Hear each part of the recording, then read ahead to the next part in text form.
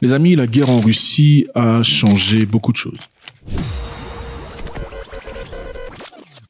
C'est comme dans le passé, vous savez, c'est dans la Première Guerre mondiale, pendant la Première Guerre mondiale qu'on a utilisé des avions de guerre pour la toute première fois. Les bombardements, les avions de guerre ont changé l'image de la guerre pour toujours. Avant, c'était les épées, après les épées, la création des fusils, après la création de fusils à poudre, la création des fusils mécaniques, comme vous le connaissez. Et après, il y a eu création des tanks, donc des chars de combat dans la Première Guerre mondiale, qui ont fait beaucoup de dégâts et ont protégé beaucoup de personnes pour la toute première fois, pendant que beaucoup de militaires couraient derrière le char de combat et qu'on avançait dans le front. Ceci, en plus du dommage effectué sur les adversaires, a aussi pu couvrir beaucoup de personnes, protéger beaucoup de personnes de la mort. C'est-à-dire, imaginez-vous pendant la guerre, pendant qu'on avance dans le front vers le territoire de l'ennemi, on se cache derrière le char de combat, courant, tout ça, et en cela faisant, on est protégé de beaucoup de balles. Donc, chaque génération de guerre crée quelque chose de nouveau et d'emphatique et qui change complètement l'image de la guerre.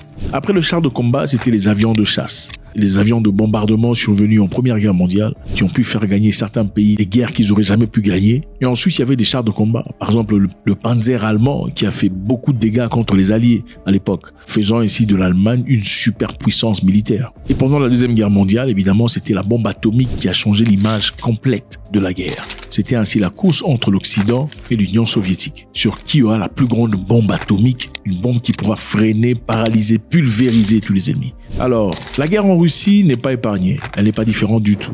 Au début de la guerre, on a vu les Russes présenter leurs chars de combat sur des trains, des chars de combat qui étaient poussés depuis le territoire russe dans une marche frénétique de dizaines de kilomètres de chars de combat russes partaient vers l'Ukraine. Et les satellites américains avaient déjà repéré ces chars de combat qui malheureusement très peu après avaient complètement été oblitérés, bombardés, finis. Pourquoi? Parce qu'imaginez-vous, dans une guerre, quand vous avez des dizaines de kilomètres de convois, des chars de combat, des camions, il suffirait simplement d'avoir une douzaine d'avions de guerre bien équipés pour bombarder et finir ces pauvres militaires qui n'avaient même pas encore tiré une balle. Les Russes se sont présentés dans cette guerre avec leur char de combat chéri qu'ils appellent le T-90S. D'après Vladimir Poutine, c'est le meilleur char de combat du monde. La Russie a toujours été respectée par sa capacité de fabriquer les meilleurs chars de combat du monde. Et dans ce cas, ce n'était pas différent. Malheureusement, ces chars de combat n'ont pas été très efficients dans cette guerre en Ukraine. Pourquoi? On se pose la question. Parce que comme les chars de combat dans le passé et les avions de guerre après eux, les drones sont venus en guerre. Les drones ont complètement changé l'image de la guerre, les amis. Ce sont des outillages moins chers, on peut acheter n'importe où. On peut d'ailleurs prendre un drone de la boutique d'à côté, l'ajuster, changer quelques histoires, placer une bombe ou une roquette, et voilà, le drone va à la guerre. Et en plus d'une capacité de pouvoir voir avec ses binoculaires, c'est-à-dire voir exactement où le drone va. Il y a très peu de choses qui puissent empêcher son efficience sur terrain. C'est-à-dire les drones sont très effectifs. Les drones sont très capables en ce moment-ci de guerre. Pourquoi? Parce que le drone, contrairement à l'avion de guerre, permet de cacher, préserver la vie du pilote. Les drones sont en train d'agir en kamikaze. Donc peuvent facilement aller n'importe où. Les drones ne sont pas faciles à repérer, même avec les radars, parce qu'ils sont petits de taille et leur masse de fréquence est peu repérable. Le système de défense russe ne peut pas repérer les drones comme ce système peut repérer un bombardier, évidemment. Donc c'est beaucoup plus compliqué avec le drone. Maintenant, ils ont pris des drones à moins cher, ils ont ajusté. Maintenant, ils utilisent ces drones pour faire des attaques.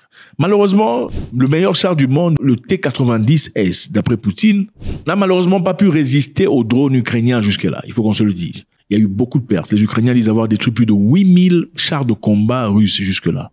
Alors, qu'est-ce que les Russes ont fait? Pour s'ajuster, ils ont mis des cages en métal au-dessus des chars de combat pour éviter à ce que ces chars de combat soient frappés par des drones.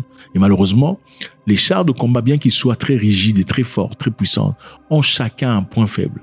Évidemment, dans un char de combat, il y a des obus. Et ces obus sont très flammables. Donc, si vous frappez seulement à l'endroit, il y a des obus. Les obus même du char explosent, ça détruit le char de combat. Ce n'est pas nécessairement la puissance du drone, mais ce sont les éléments qui sont dans le char de combat qui, quand ils sont allumés, détruisent complètement le char de combat.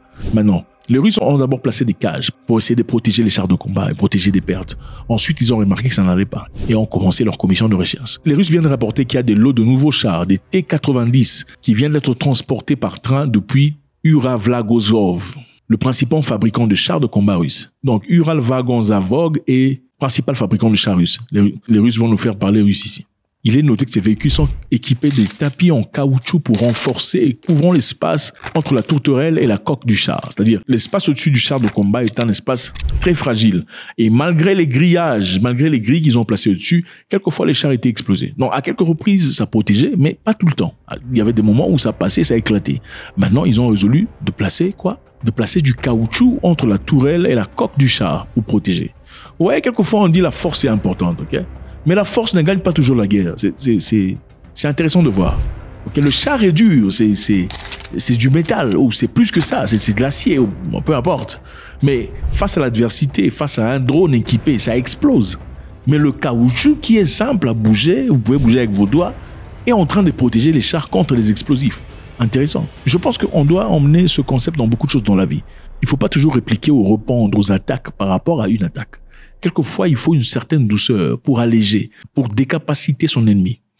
Donc les chars T-90 russes ont été renforcés en couvrant l'espace entre la tourelle et la coque, ainsi que les ouïes du moteur arrière. Ça, ce sont les points fragiles du char de combat. Et face à cet échange entre drones et chars de combat, chacun a commencé à faire des recherches pour voir comment est-ce qu'il faut s'adapter dans cette guerre.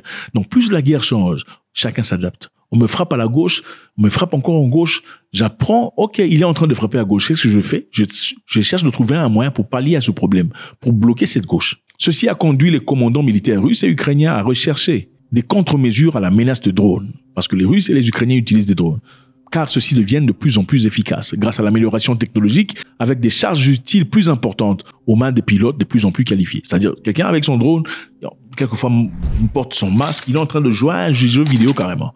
Et les drones sont en train de grandir leur capacité parce qu'ils sont modifiés. Leur capacité d'explosion devient beaucoup plus destructrice.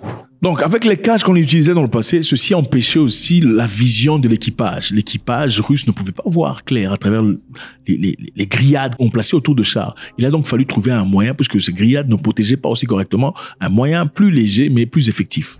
Alors, en plus des caoutchoucs, qu'est-ce qu'on a placé? On vient de placer 2 antennes. Ils ont placé 2 antennes dans leur char de combat. Le système de contre-drone au nom de Volnorev. Comment fonctionne le Volnorev? Le Volnorev fonctionne en émettant les interférences radio, perturbant les signaux et les commandes entre le drone et son opérateur.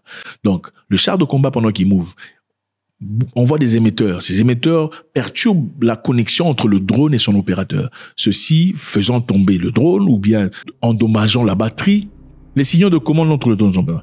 Ceci forçant à atterrir ou à rester sur place jusqu'à ce qu'il soit abattu ou que sa batterie tombe en panne. Le tapis de caoutchouc qu'on a placé sur le char de combat, une tentative de produire une solution rentable, facile à installer, du point de vue de l'équipage du char, réalisable. Il reste à voir quelles mesures le tapis seront effacées dans leur objectif principal.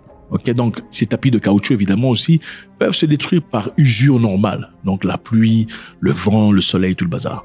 Donc évidemment, voilà les amis, les Russes ont fait une adaptation. Même dans le sport de combat, on vous dit pendant que le combat continue, il faut s'adapter. Il faut s'ajuster par rapport à l'attaque de l'ennemi.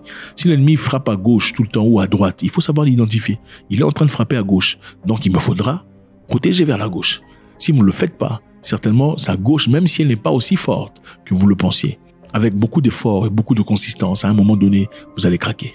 Votre participation est toujours très intéressante. YouTube nous dit que beaucoup parmi vous regardez nos vidéos, mais vous n'êtes pas abonnés. Ce ferait un grand plaisir que vous soyez abonnés, que vous laissiez un commentaire. Donc, votre idée, votre participation dans cette histoire. Comment pensez-vous que cette guerre pourra changer davantage? God bless.